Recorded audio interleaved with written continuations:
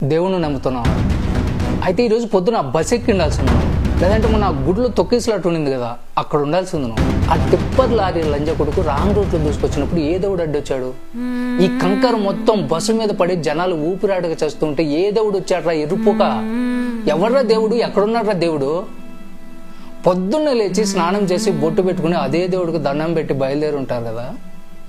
ఆ బస్ ఎక్కిన పాపానికి ఆ లారీ వచ్చి గుద్దినప్పుడు ఆ ఇనుప రాడ్ల మధ్య నలిగిపోతున్నప్పుడు వాళ్ళ ఆకలి చూపులు, భయం, నొప్పి తప్ప ఏ దేవుడు కనపడి ఉండడు. ఇక్కడ ప్లాను లేదు, గీని లేదు, లవడ లేదు, లస్క లేదు.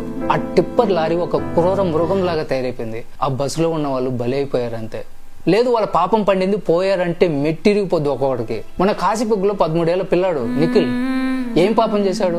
ఏకాదశి అని చెప్పి తన తండ్రితో గుడికి వెళ్ళాడు. ఏమైంది తప్పు? అది దేవుడు ఆశీర్వదించాడా? లేదే. ఒక తుప్పు పట్టిన ఇనుప గ్రిల్లు విరిగితే కింద పడి ఊపిరాడక చచ్చిపోయాడు. వాడి శవం మీద పడి తొక్కుకుంటూ జనం గోవిందా గోవిందా అని అరుస్తూనే ఉన్నారు.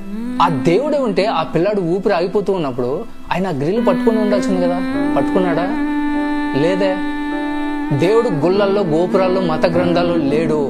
ఉంటే ఈ లోకం ఇలా ఉండేది కాదు. బల్లగుద్ది చెప్తున్నా దేవుడు లేనే లేడు, ఇది రాసి పెట్టుకో. ఉన్నా నువ్వు మాత్రం నమ్మొద్దు, ఎందుకంటే వాడు ఉన్నా ఉపయోగం లేదు, నిన్ను కాపాడడానికి రాడు. నీ ప్రార్థన ఆ లారీ టైర్ను 1 ఇంచు కూడా ఆపలేదు.